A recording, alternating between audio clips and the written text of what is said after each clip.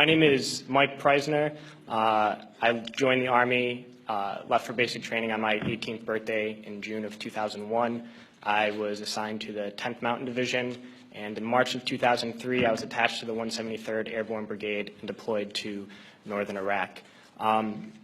So when I first joined the Army, we were told that racism no longer existed in the military.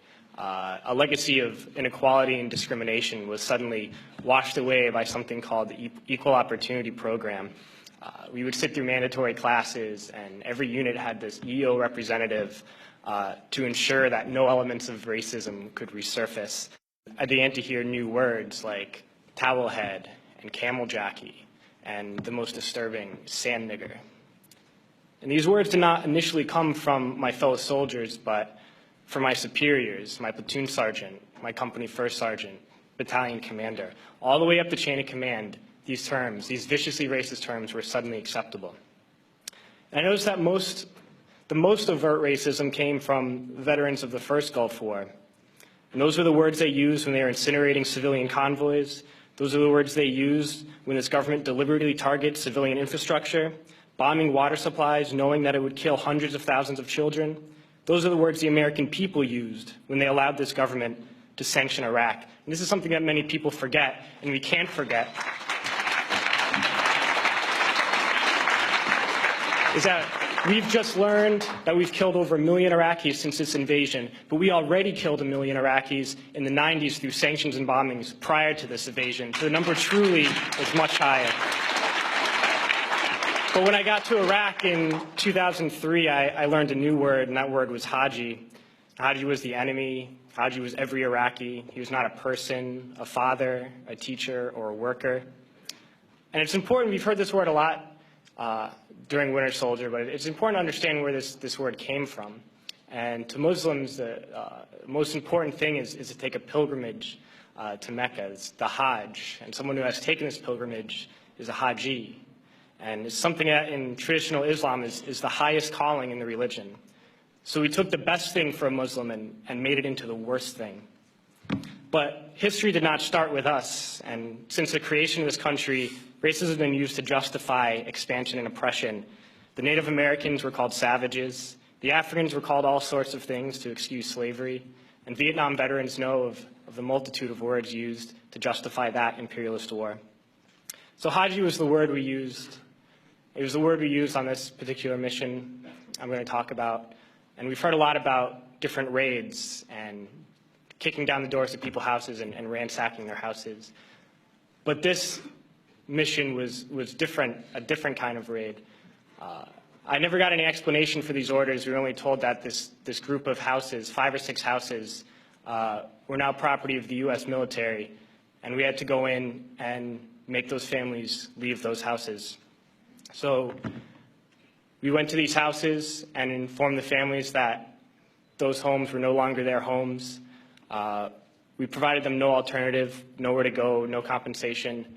And they were very confused and very scared and did not know what to do and would not leave. So we had to remove them from those houses. One family in particular, a woman with 2 small girls, a very elderly man and 2 middle-aged men.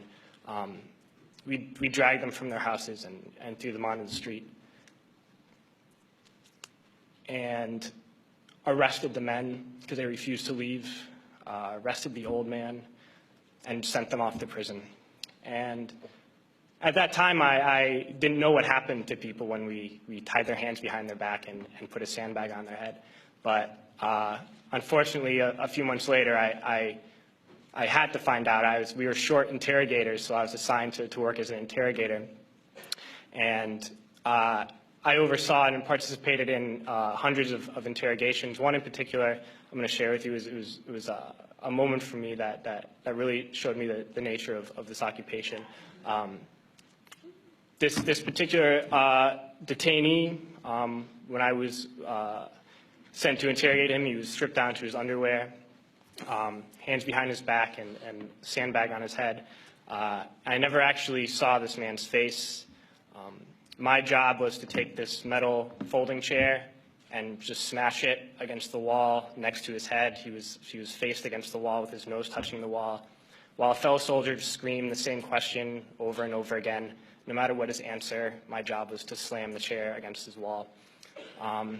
We did this until basically we got tired, and I was told to make sure he stood against the wall for however long, and I was guarding this prisoner, and my job was to make sure he kept standing up, but something was wrong with his leg. He was injured, and he kept falling to the ground.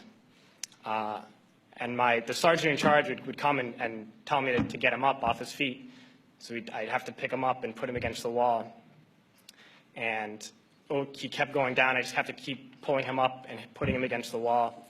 And my sergeant came along, and he was upset with me for not, continue to stand. He picked him up and slammed him against the wall several times. And then he left, and when the man went down on the ground again, I noticed blood pouring down from under the sandbag. And so I let him sit, and when I noticed my sergeant coming again, I would tell him quickly to stand up. And then I realized that I was supposed to be guarding my unit from this detainee, and at that point I realized I was guarding the detainee from my unit. And I tried hard to be proud of my service, but all I could feel was shame. And racism could no longer mask the reality of the occupation. These were people, these were human beings. I've since been plagued by guilt anytime I see an elderly man, like the one who couldn't walk, who we rolled onto his stretcher and told the Iraqi police to take him away.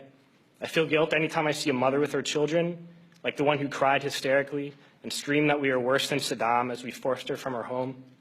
I feel guilt anytime I see a young girl, like the one I grabbed by the arm and dragged into the street. We were told we were fighting terrorists.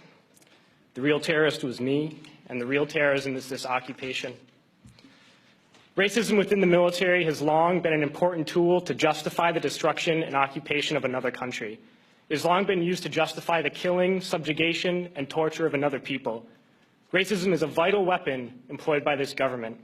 It is a more important weapon than a rifle, a tank, a bomber, or a battleship. It is more destructive than an artillery shell, or a bunker buster, or a Tomahawk missile. While all those weapons are created and owned by this government, they are harmless without people willing to use them. Those who send us to war do not have to pull a trigger or lob a mortar round.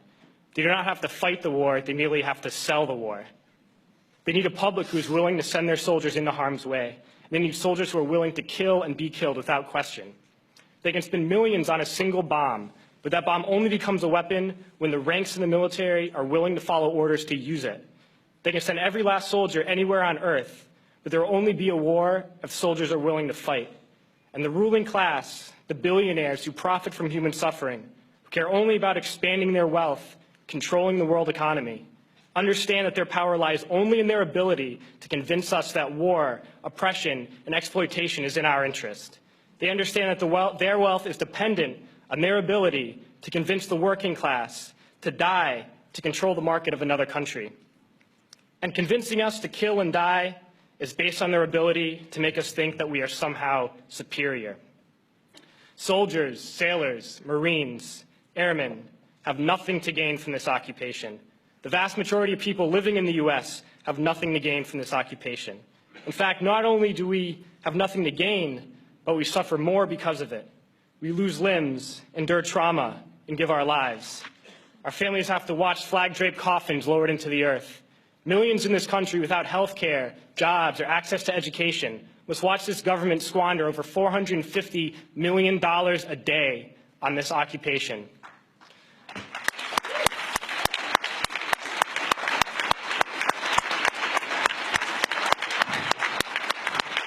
Poor and working people in this country are sent to kill poor and working people in another country to make the rich richer. And without racism, soldiers would realize that they have more in common with the Iraqi people than they do with the billionaires who send us to war.